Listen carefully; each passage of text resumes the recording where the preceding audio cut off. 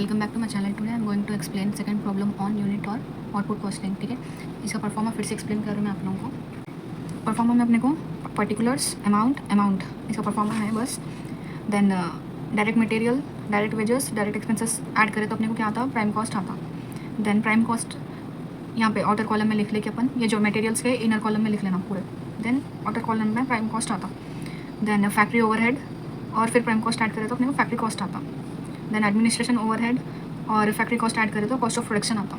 ठीक है, then opening stock of finished goods और कॉस्ट ऑफ प्रोडक्शन ऐड करें तो अपने को एक वैल्यू आती। देन उससे माइनस करें तो closing stock of finished goods अपने को क्या आता, कॉस्ट ऑफ गुड्स सोल्स आता। ठीक है, देन इसको फिर selling and distribution overhead add करें तो टोटल कॉस्ट या फिर कॉस्ट ऑफ सेल्स आता।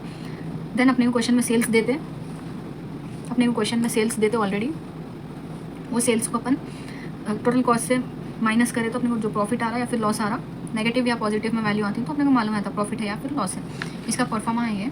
ठीक है, डायरेक्ट मटेरियल में क्या आता, ओपनिंग स्टॉक आता, purchase of materials, then carriage inwards है तो डायरेक्ट मटेरियल में आता, आउटवर्ड्स है तो सेलिंग एंड डिस्ट्रीब्यूशन में आता। ठीक है, यहाँ पे आता सेलिंग एंड डिस्ट्रीब्यूशन ओवरहेड में आता, आउटवर्ड्स है तो फिर जो मटेरियल की जो वैल्यू आती उससे डायरेक्ट क्या करते हैं अपन, क्लोजिंग स्टॉक डिडक्ट करके वेजेस ऐड करते हैं। ठीक है, देन डायरेक्ट वेजेस के बाद अगर अपने को एक्सपेंसेस कुछ भी है डायरेक्ट होते तो वो ऐड करे तो अपने को प्राइम कॉस्ट आता। ठीक है, ये अपन प्रॉब्लम में देखेंगे, अब प्रॉब्लम करेंगे। इसका मैंने परफॉर्मा ड्रॉ कर ली। फर्स्ट क्या है अपने को, पर्टिकुलर्स, अमाउंट, देन अमाउंट। ठीक है, यहाँ पे जो स्टेटमेंट है वो स्टेटमेंट आता है यहाँ ऊपर, मैं स्पेस नहीं थी ज़्यादा बिकॉज प्रॉब्लम को सफिशिएंट नहीं होता इसलिए।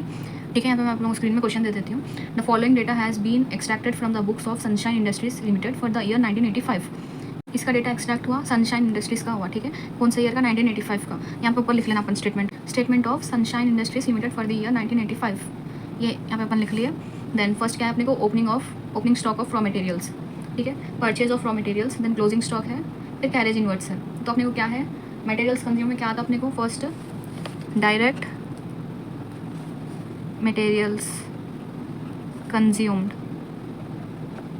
ठीक है, तो उसमें क्या आता अपने को, ओपनिंग स्टॉक ऐड होता, then purchase of raw materials add होता, फिर कैरेज इनवर्ड्स ऐड होता।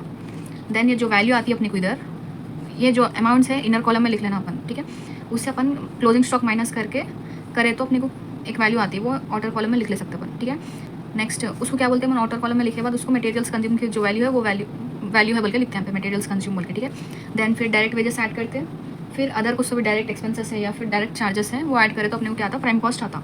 ठीक है, देन ये क्वेश्चन में अपने को क्या है, इनडायरेक्ट वेजेस अपने ऊपर है, काम पे लेते हैं अपन इनडायरेक्ट वेजेस, फैक्ट्री ओवरहेड पे लेंगे इनडायरेक्ट वेजेस। ठीक है, देन अदर डायरेक्ट चार्जेस, वो क्या है, अदर डायरेक्ट चार्जेस मतलब डायरेक्ट एक्सपेंसेस, इनडायरेक्टली बोल रहा हूँ, अदर डायरेक्ट चार्जेस मतलब एक्सपेंसेस। ठीक है, फिर next rent rates and factory का ऑलरेडी दे रहा हूँ, मतलब फैक्ट्री बोल के मेंशन कर रहा तो वो क्या है, फैक्ट्री ओवरहेड में आता।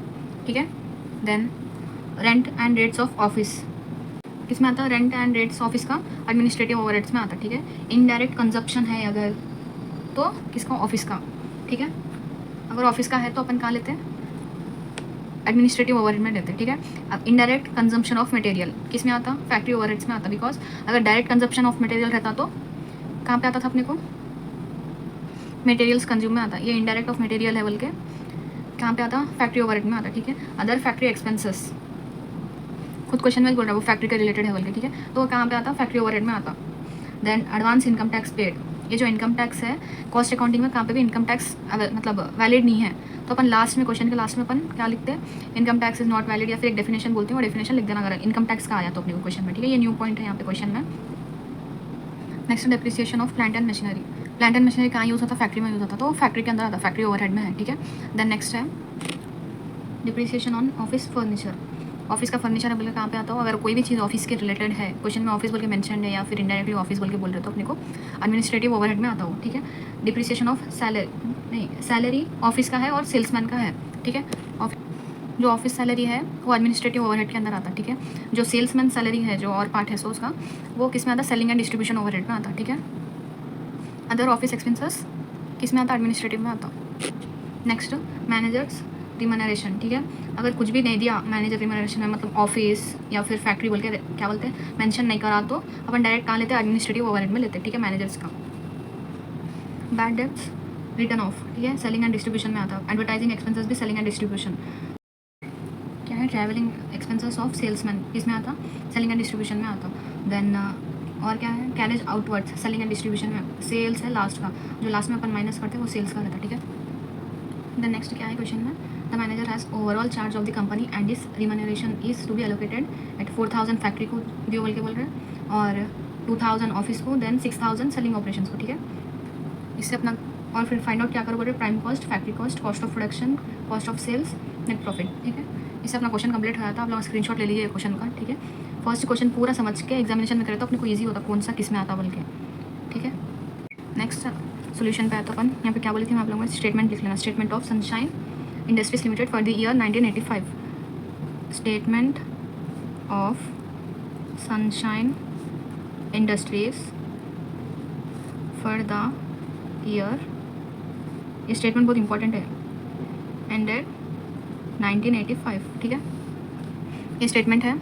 देन पर्टिकुलर अमाउंट डिमांड लिखे बाद डायरेक्ट मटेरियल्स कंज्यूम में क्या आना बोली मैं, opening stock, purchase of raw materials, carriage inverts, 3 मिला है तो अपने को क्या है, मटेरियल्स कंज्यूम्ड होता, ऐड करेंगे अपन। ओपनिंग स्टॉक कितना है अपना, ओपनिंग स्टॉक 25,000, देन ऐड क्या करते हैं, परचेज ऑफ रॉ मटेरियल्स कितना है 85,000, देन प्लस और क्या प्लस करते बोले, कैरेज इनवर्ट्स, ठीक है, कैरेज इनवर्ट्स कितना है, कैरेज इनवर्ट्स 5000, देन इन लोग को ऐड कर लेना, 25,000 प्लस 85,000 प्लस 5,000, कैलकुलेशंस मतलब देख समझ के करो एग्जाम में, मतलब अपने को आता बोल के डायरेक्ट ना को लिख दो, फर्स्ट कैलकुलेट करो फिर उसके बाद इस लिखो, कैलकुलेटर लेके जो एग्जाम में कैसा भी एक दूसरे से वहाँ लेने नहीं देते कैलकुलेटर एग्जामिनर्स, ठीक है।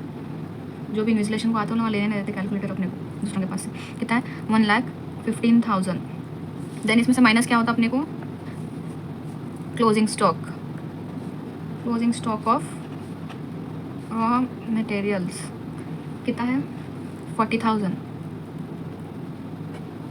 माइनस 40,000 कितना आ रहा 75,000, ये ऑर्डर कॉलम में लिख लेना अपन, ठीक है। तो अपने को क्या है ये जो 75,000 आया इसको अपन क्या बोलते हैं, मटेरियल्स कंज्यूम्ड बोलते हैं, ठीक है, मटेरियल्स कंज्यूम्ड। देन और क्या है अपने को, डायरेक्ट वेजेस, नेक्स्ट है डायरेक्ट वेजेस कितना है, डायरेक्ट वेजेस 75,000, इसका भी 75,000। देन इनडायरेक्ट वेजेस अपन फैक्ट्री ओवरहेड्स में लेते हैं, ठीक है, डायरेक्ट ना होता है वो इसलिए। अदर डायरेक्ट चार्जेस या फिर अदर एक्सपेंसेस, डायरेक्ट एक्सपेंसेस सब किस में आता, प्राइम कॉस्ट में से आता। डायरेक्ट एक्सपेंसेस कितना है उसका 15,000, ठीक है, 15,000, देन इसको ऐड कर लेना अपन, 75,000 प्लस 75,000 प्लस 15,000, 1,65,000। इससे अपने को क्या आता है, यहाँ पे क्या फाइंड आउट कर लिया अपन, इसमें प्राइम कॉस्ट मालूम कर लिए, ठीक है, प्राइम कॉस्ट हो गया है। देन नेक्स्ट क्या आता, प्राइम कॉस्ट के बाद अपने को फैक्ट्री ओवरहेड मालूम करना रहता, फैक्ट्री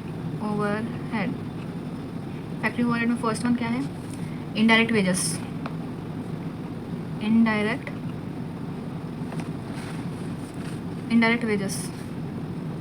ठीक है। फर्स्ट अपन क्या करें, डायरेक्ट मटेरियल्स कंज्यूम में, ठीक है, ओपनिंग स्टॉक में अपन कितना था अपने को 25,000 था, परचेज ऑफ रॉ मटेरियल्स 85,000 था, कैरेज इनवर्ट्स 5,000, ठीक है। इन तीनों को ऐड करें तो अपने को कितना आया 1,15,000 आया था। Then minus closing stock of raw materials करें तो अपने को कितना है, इसका वैल्यू 40,000 है, इसमें से 40,000 माइनस करें तो अपने को मटेरियल्स कंज्यूम्ड आता कितना है 75,000 है, ठीक है। उसके ऊपर अपने को direct wages, other direct expenses या फिर अदर डायरेक्ट चार्जेस जो भी है, चार्जेस दिया क्वेश्चन में, ठीक है, चार्जेस कितना है 15,000 है, ये तीन अगर अपन ऐड करें तो अपने को क्या आता, प्राइम कॉस्ट आता, ठीक है। Then factory overhead, indirect wages कितना है, इनडायरेक्ट वेजेस अपने को फर्स्ट 10,000। देन तकरीबन क्वेश्चन में अपने को लाइन्सेस देते हैं, जहाँ पे डिवाइड होने का रहता है वहाँ पे सुन लगा एक साथ ला लेते, ठीक है, वो अपन देख लिख लेना। ऐसा ओपनिंग स्टॉक दे दिए थे, फिर परचेज ऑफ रॉ मटेरियल्स, जो भी डायरेक्ट मतलब लाइन से लिख लेते जाना है, लेकिन स्टेप वाइज है, अपने को लिख लेने का रहता, क्या आता प्राइम कॉस्ट आता, देन फैक्ट्री ओवरहेड आता, कॉस्ट ऑफ मटेरियल्स, जो भी अपने को ऐड करना रहता सब अपने हिसाब से लिख लेने का रहता हो, ठीक है। देन इनडायरेक्ट वेजेस के बाद रेंट एंड रेट्स किसका, फैक्ट्री का कितना है 5,000। Then rent and rates of office administrative overhead में लेते हो, ठीक है। नेक्स्ट क्या है, indirect consumption of material. Direct consumption किस में था अपने को, डायरेक्ट मटेरियल्स कंज्यूम में था। Indirect consumption of materials, consumption of materials किसमें है, कितना है इसका 500।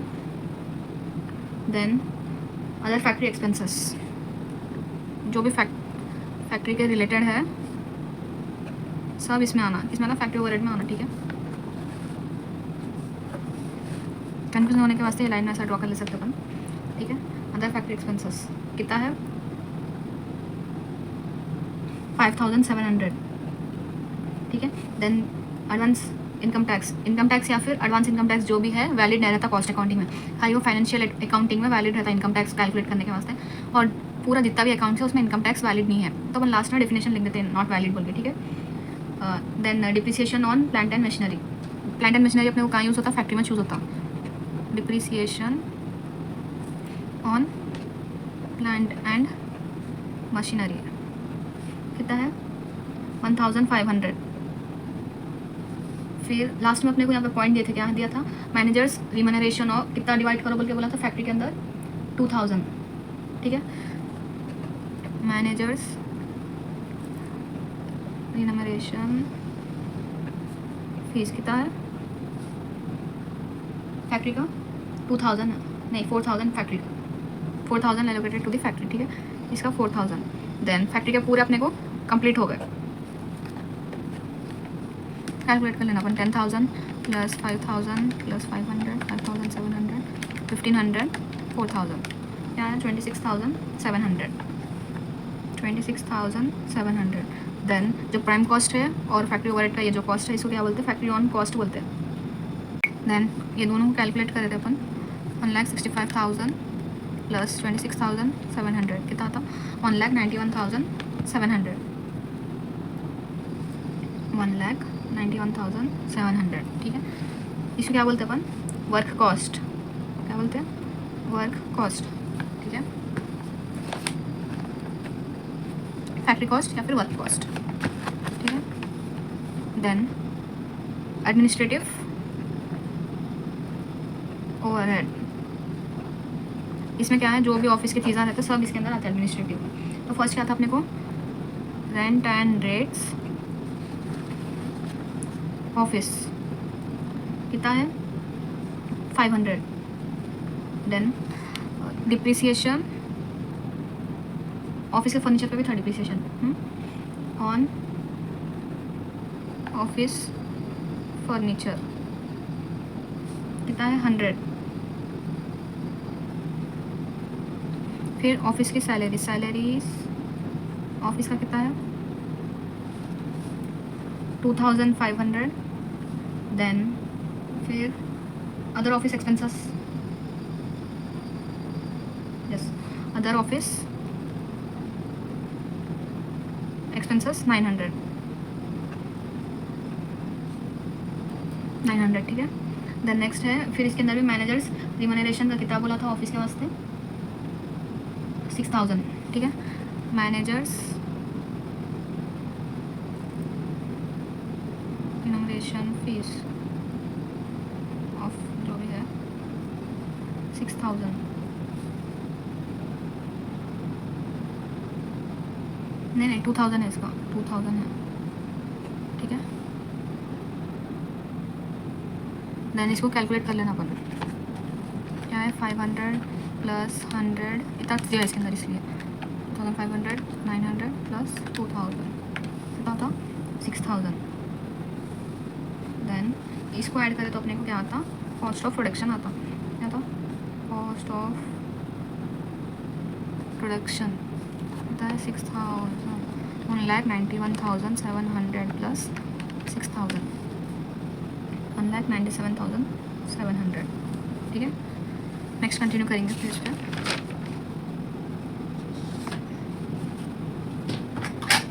तो कंटिन्यू कर लेते हैं। यहाँ पर मेरे को कॉस्ट ऑफ प्रोडक्शन कितना आया था 1,97,700। देन इसके बाद अपन क्या फाइंड आउट करना है, selling and distribution overhead, selling and distribution overhead, ठीक है। इसके अंदर क्या है, सेल्समैन सैलरी है 2000, सेल्समैन सैलरी कितना है 2000, देन मैनेजर्स रिनमरेशन कितना दिया 6000, ठीक है। देन इसमें क्या था, बैड डेब्ट्स, ट्रैवलिंग एक्सपेंसेस, फिर क्या है bad debts, return of 1000, then advertising expenses, advertising expenses कितना है 2000, देन ट्रैवलिंग एक्सपेंसेस 1100, ठीक है। देन इसमें कैरेज इन्वर्ट्स किस में आ रहा था अपने को, मटेरियल्स कंज्यूम में ऐड करते, किसके साथ, ओपनिंग स्टॉक आता, परचेज ऑफ रॉ मटेरियल्स, फिर कैरेज इन्वर्ट्स, ये तीन मिला के क्या होता, मटेरियल्स कंज्यूम्ड होता, ठीक है। कैरेज इन बोले तो क्या बोलते अपन, कहाँ लिखते, मटेरियल्स कंज्यूम में ऐड करते, अगर आउट है तो लास्ट में लिखते, इन मतलब फर्स्ट, आउट मतलब लास्ट, ऐसा याद रख लो, ठीक है। सेलिंग एंड डिस्ट्रीब्यूशन में लिखते कैरेज आउटवर्ड्स कितना है 1000, इसका भी हो गया। देन इसको भी ऐड कर लेंगे, क्या है 2000 प्लस 6000 प्लस 1000, 2000 1100 प्लस 1000 क्या है 13100, 13100। तो अपने को लास्ट में क्या था अपना आंसर 1,97,700, क्या है 1,97,700 प्लस क्या आया 13,100, 13,100 कितना होता 2,10,800, क्या आया ये अपने को टोटल कॉस्ट, या फिर इसको क्या बोलते हैं कॉस्ट ऑफ सेल्स, ठीक है। फिर अपने को अब क्वेश्चन में क्या दिया, सेल्स दिए, अपने को प्रॉफिट मालूम करना है इसके अंदर। अब लास्ट में क्या है अपने को नेट प्रॉफिट मालूम करना है। सेल्स कितना है क्वेश्चन में अपने को 2,50,000 है, ठीक है।